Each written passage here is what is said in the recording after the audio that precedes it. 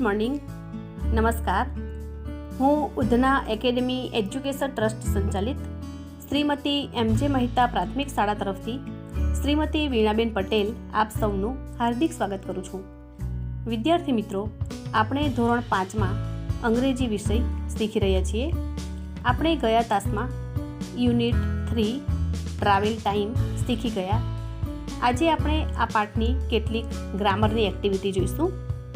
મિત્રો, આપણે પ્રથમ સેમેસ્ટરમાં હેઝ અને હેવનો ઉપયોગ શીખી જ ગયા, પરંતુ આ પાઠમાં ફરીથી આ એક્ટિવિટી આવી રહી છે, તો આપણે ફરી પુનરાવર્તન કરી લઈએ. ઓકે. હેવ એટલે ની પાસે હોવું. હેવ શબ્દ એ માલિકી દર્શાવે છે. હેઝ અને હેવ એ વર્તમાન કાળનો ઉપયોગ આ પ્રમાણે થાય છે. આઈ હેવ અ પેન, મારી પાસે પેન છે. યુ હેવ અ પેન, તારી પાસે પેન છે. હી હેઝ અ પેન, તેની પાસે પેન છે. સી હેઝ અ પેન, તેની પાસે પેન છે. ઇટ હેઝ અ ટેલ, તેને પૂંછડી છે.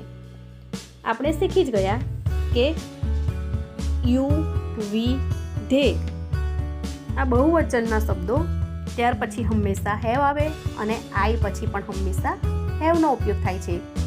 એક વચનના શબ્દો હી, સી અને ઇટ એક જ વ્યક્તિ હોય છે, એક વચનમાં હોય છે વાક્ય, ત્યારે એમાં હેઝનો ઉપયોગ થાય છે.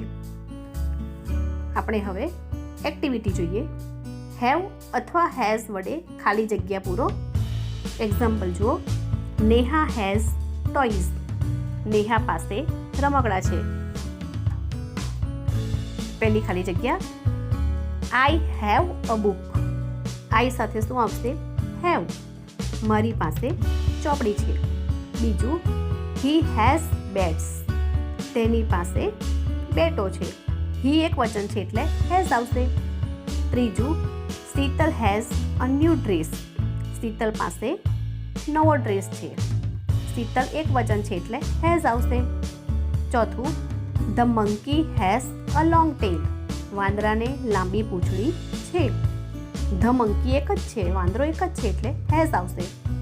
પાંચમું, you have a new pen, તમારી પાસે નવી પેન છે. યુ સાથે હેવ. છઠ્ઠું, કેતન હેઝ માર્બલ્સ, કેતન પાસે લખોટીઓ છે. એક વચન છે, એક વ્યક્તિ છે એટલે હેઝ આવશે. સાતમું, Hemant has a big eraser. આઠમું, આઈ હેવ 2 ગ્લાસીસ. નવમું, the elephant has big ears. 10મું, યુ હેવ પેન્સિલ્સ. 11મું, ટીના હેઝ એન ઓરેન્જ. 12મું, Mrs Shah has a purse. એક વચન છે એટલે હેઝ આવશે. આગળ જોઈએ. 13મું, આઈ હેવ અ બાઇસિકલ. 14મું, you have a blue ribbon. 15મું, mister Patel has a car. ત્યાર પછી જોઈએ. These are Tina's pens. અહીં નવો ટોપિક છે. આપણે આગળ શીખી જ ગયા છે. એક વચન અને બહુવચન તો આપણે શીખી ગયા પ્રથમ સેમેસ્ટરમાં, પરંતુ અહીં એપોસ્ટ્રોફી એસનો ઉપયોગ આવે છે, જે આપણે શીખીશું. સૌ પ્રથમ જોઈએ એક વચન, બહુવચન. THIS ધીસ એટલે આ એક વચન માટે વપરાય છે. નજીકની એક વ્યક્તિ વસ્તુ માટે ધીસનો ઉપયોગ થાય છે, નજીકની વસ્તુ માટે. ત્યાર પછી ધીઝ, THESE ધીઝ, આ બહુવચનનો શબ્દ છે. ધીસનું બહુવચન ધીઝ. નજીકની એકથી વધુ વ્યક્તિ, વસ્તુ વગેરે માટે ધીઝનો ઉપયોગ થાય છે. એક્ઝામ્પલ જોઈએ. પહેલું, ધીસ ઇઝ ટીનાસ પેન, આ ટીનાની પેન છે. એક જ પેનનો વાત થઈ છે અહીંયા એટલે ધીસ ઇઝ. બીજું જુઓ, એનું બહુવચન ધીઝ આર ટીનાસ પેન્સ, આ ટીનાની પેન છે. બહુવચન છે એટલે ધીસ આર. ઇઝનું આર થઈ ગયું અને ધીસનું ધીઝ. પેનનું પેન્સ. બીજું જુઓ, ધીસ ઇઝ નીતિન્સ કાઇટ. આ નીતિનનો પતંગ છે, એનું બહુવચન છે ધીઝ આર નીતિન્સ કાઇટ્સ. આ નીતિનના પતંગો છે. અહીં જુઓ, નોટ એસનો ઉપયોગ, એપોસ્ટ્રોફી એસનો ઉપયોગ. એપોસ્ટ્રોફી એસ વ્યક્તિનું વ્યક્તિ સાથેનું સગપણ અથવા વ્યક્તિનો વસ્તુ સાથેનો સંબંધ કે માલિકી દર્શાવે છે અથવા વ્યક્તિ, પ્રાણી, પક્ષીના અવયવ દર્શાવે છે. જુઓ એક્ઝામ્પલ. પહેલું છે ટીચર્સ ચેર, શિક્ષકની ખુરશી. બીજું છે મોહન્સ સિસ્ટર, મોહનની બહેન. ત્રીજું મંકીઝ ટેલ, વાંદરાની પૂંછડી.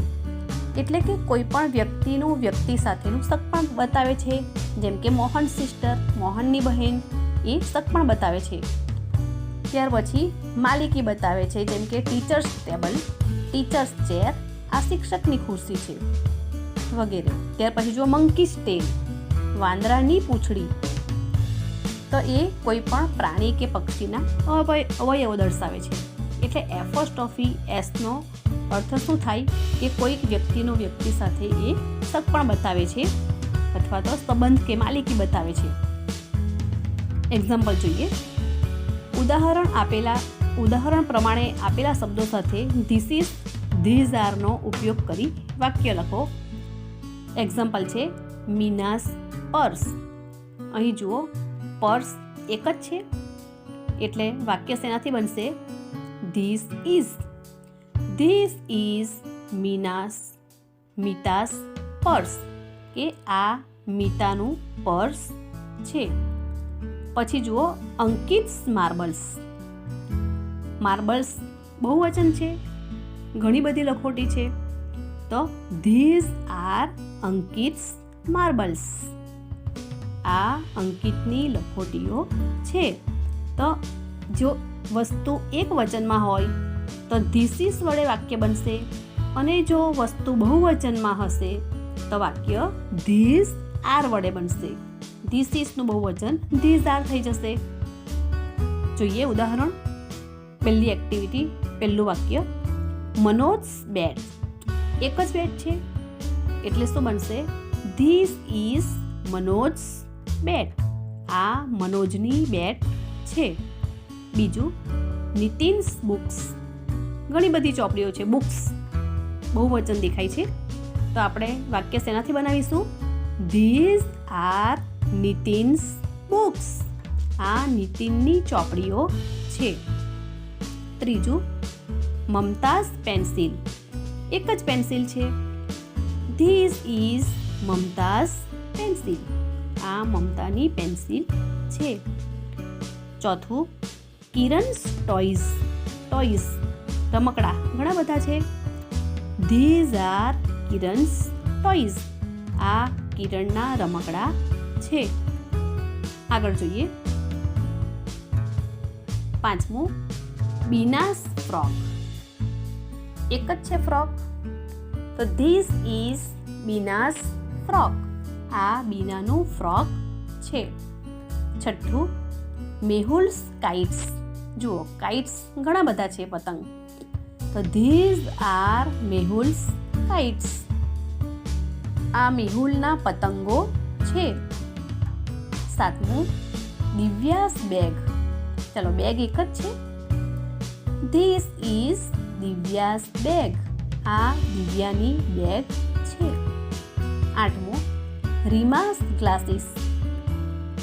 ઘણા બધા છે. These are Reema's glasses. નવમું, કેયુર્સ લેટર્સ.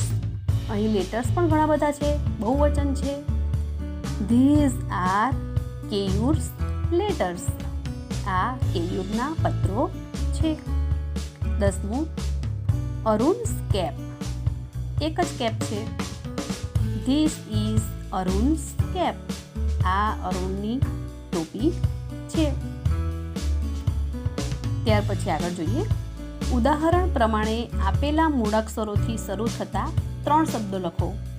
આપણે ચોપડીમાં પણ લખ્યા છે. ફરી એક વખત બીજા શબ્દો પરથી લખી લઈએ. એક્ઝામ્પલ છે, એ પરથી છે એપલ, એક્સ એન. એ રીતે બી પરથી આવશે બેટ, બોલ, બાસ્કેટ. બીજું પી પરથી જોઈએ પેન, પોટ, પેરટ. ત્રીજું ટેન, ટાઈગર, ટોપ.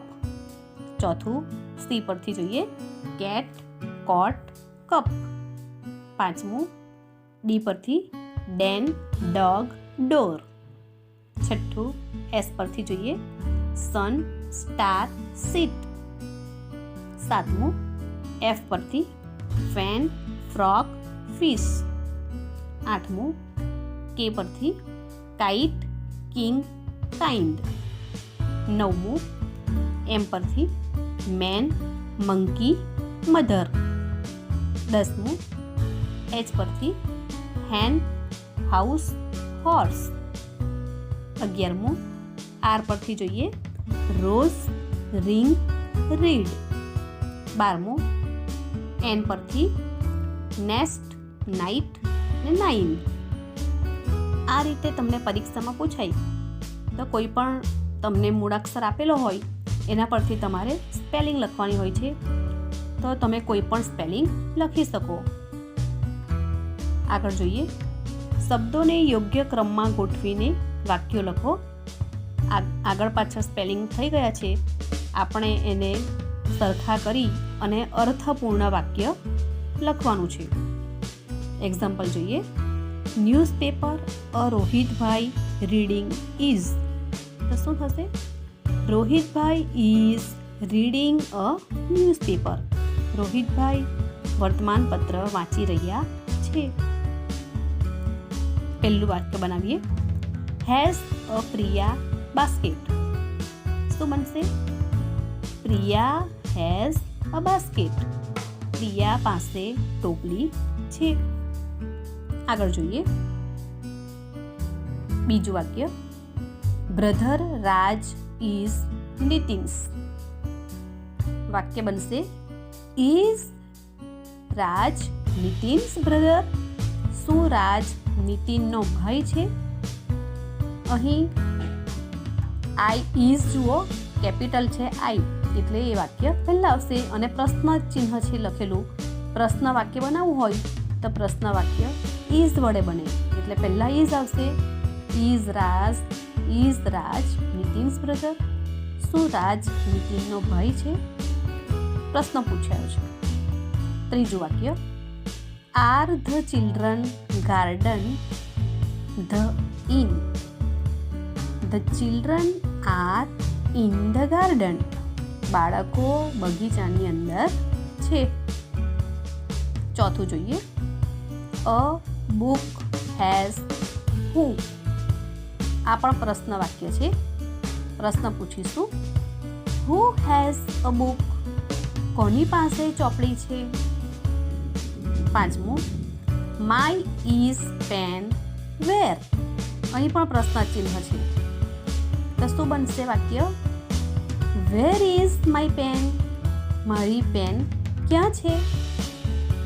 છઠ્ઠું, આર ધીઝ માર્બલ્સ ભરત્સ.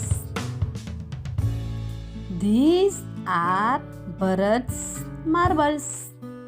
આ ભરતની લખોટીઓ છે. સાતમું, ફૂટબોલ પ્લેઇંગ ઇઝ હુ. અહીં પણ પ્રશ્ન વાક્ય છે. Who is playing football. કોણ ફૂટબોલ રમી રહ્યું છે? પ્રશ્ન પૂછેલો છે.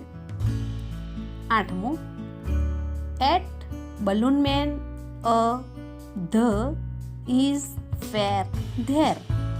છેલ્લા પ્રશ્ન ચિહ્ન છે. આ પણ પ્રશ્ન વાક્ય બનશે. ઇઝ વડે પ્રશ્ન પૂછાશે. Is there a balloon man at the fair. શું મેળામાં ફુગ્ગાવાળો છે? નવમું, Harish is bicycle this. This is Harish bicycle. આ હરીની સાયકલ છે. 10મું, અ બેટ હેઝ હુ. પ્રશ્ન વાક્ય, હુ હેઝ અ બેટ? કોની પાસે બેટ છે? તો આ રીતે આપણે વાક્યો બનાવ્યા. પરીક્ષામાં તમને આ રીતે પૂછાય કે શબ્દોને યોગ્ય ક્રમમાં ગોઠવીને વાક્યો બનાવો, તો તમારે આ રીતે અર્થપૂર્ણ વાક્ય બનાવવાના છે. મિત્રો, આ એક્ટિવિટી તમારે નોટબુકની અંદર સારા અક્ષરે લખી લેવી અને એનું વાંચન કરવાનું છે. તેમજ મને વોટ્સએપ ઉપર તમારે મોકલવાનું છે. લેસનની સાથે તમારું નામ, ધોરણ અને વર્ગ વ્યવસ્થિત લખીને મોકલવું. Okay, thank you.